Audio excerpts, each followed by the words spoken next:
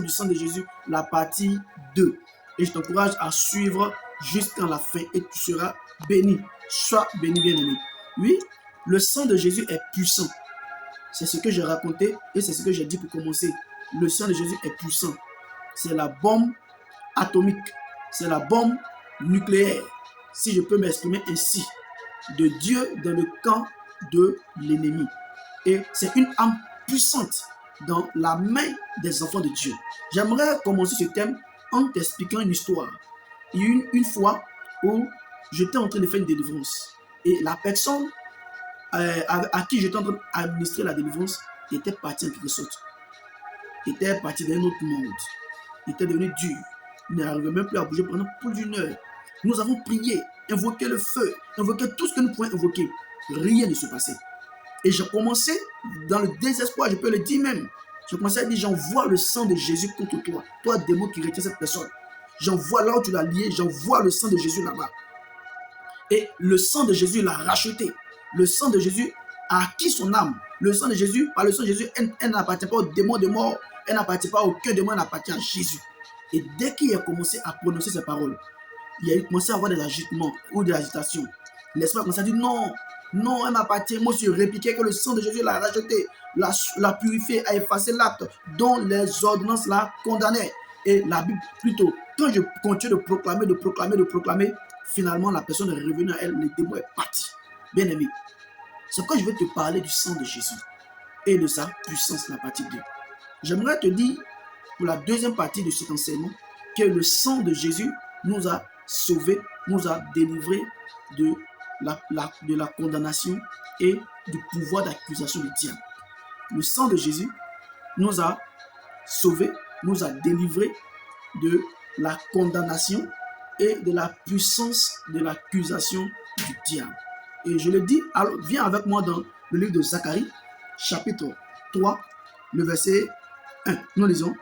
Il me fit voir Josué, le souverain sacrificateur, debout devant l'ange de l'Éternel, et Satan se tenait à sa droite pour l'accuser. Donc, l'accusation est une des fonctions principales du diable. L'accusation est l'une des fonctions principales du diable. La Bible même le surnomme l'accusateur de nos frères. Et il n'a pas commencé avec nous. Il a commencé même depuis l'Ancien Testament. Continuons la lecture. Debout devant l'ange de l'Éternel et Satan qui se tenait à sa droite pour l'accuser. L'Éternel dit à Satan, que l'Éternel te réprime. Satan, que l'Éternel te réprime. Lui qui a choisi Jérusalem. N'est-ce pas là un tisson arraché du feu? Or, Josué était couvert de vêtements sales et il se tenait debout devant l'ange. L'ange prenant la parole dit à ceux qui étaient devant lui, ôtez-lui les vêtements sales. Puis il a dit à Josué, vois, je t'enlève ton iniquité et je te revêts d'habits de fête. Je dis qu'on mette sur ta tête un turban pur. Et il mit un turban pur sur sa tête. Il le mit des vêtements et l'ange de l'Éternel était là. Alléluia.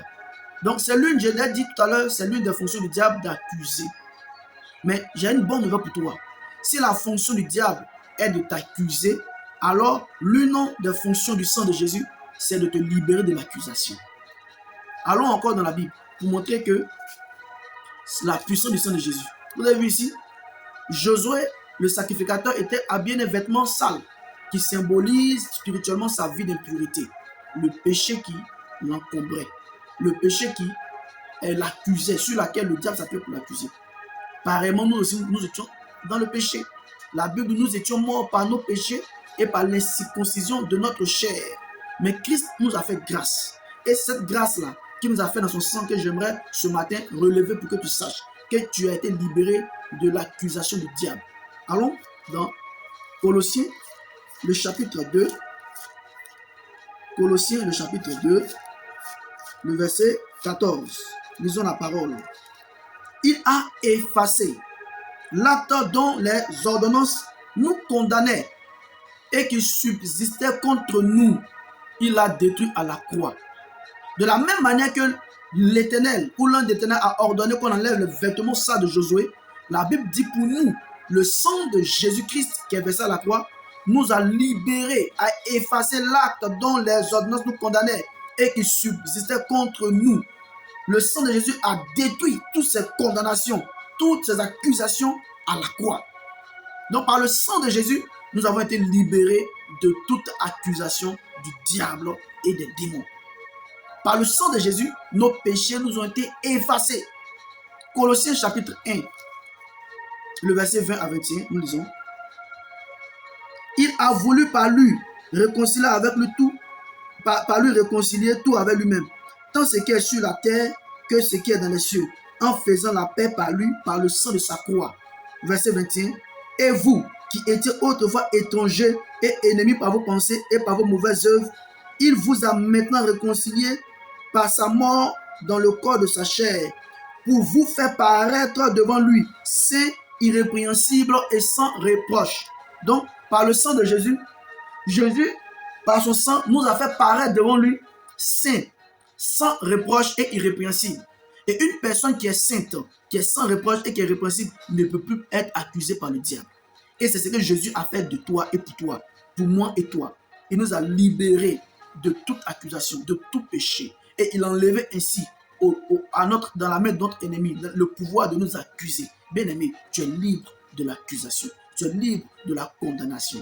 Et ce qui me plaît, et je continue dans ces bonnes nouvelles, Romains, le chapitre 8, verset 1, le dit, que maintenant, en Christ, il n'y a aucune condamnation. Il n'y a aucune condamnation pour ceux qui sont en Christ Jésus. Le diable n'a plus le droit de t'accuser. Romains chapitre 8, le verset 33 à 34 nous le dit. Qui accusera les élus de Dieu? Dieu lui-même les justifie. Qui les condamnera? Christ est mort, bien plus il est ressuscité et il est assis à la droite du Père et il intercède pour nous. Il intercède pour toi et moi, pour ne plus que le diable ait le pouvoir, ait le droit, ait la force, ait la puissance de t'accuser. Son sang est versé à la croix du Calvaire et a brisé le pouvoir, la puissance de l'accusation, a arraché dans la main de l'ennemi l'arme de l'accusation. Bien-aimé, tu es libre dans la présence de Dieu. Le sang de Jésus t'a libéré, tu es saint, tu es irrépréhensible, tu es sans reproche. C'est pourquoi j'aimerais t'encourager ce matin. S'il y a des accusations qui pèsent sur ta vie, tu as une arme, le sang de Jésus. Rappelle au diable ce que le sang de Jésus a fait pour toi. Rappelle au diable et aux démons que tu as été racheté par le sang de Jésus, qu'il a effacé l'acte dont les ordonnances t'accusaient, te condamnaient.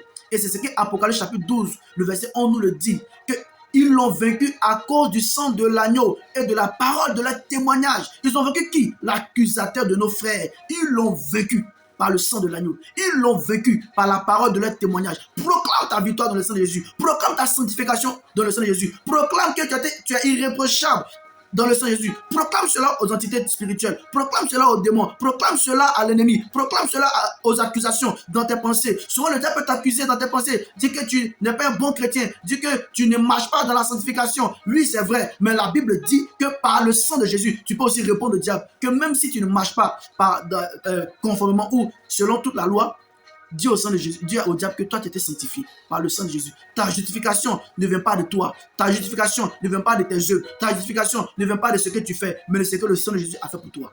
Je prie pour toi ce matin, que la grâce de Dieu te localise au nom de Jésus et que le pouvoir de l'accusation du diable soit brisé sur ta vie au nom de Jésus. Là où le diable a condamné à accuser tes finances, a condamné à accuser ta maison, a condamné à accuser ton développement, à accuser ton avenir, à accuser ton foyer, je commande que le sang de Jésus te libère de cette accusation, que tu sois libéré totalement par la puissance du sang de Jésus, de toute forme de maladie, de toute forme de blocage, que le sang de Jésus te libère totalement.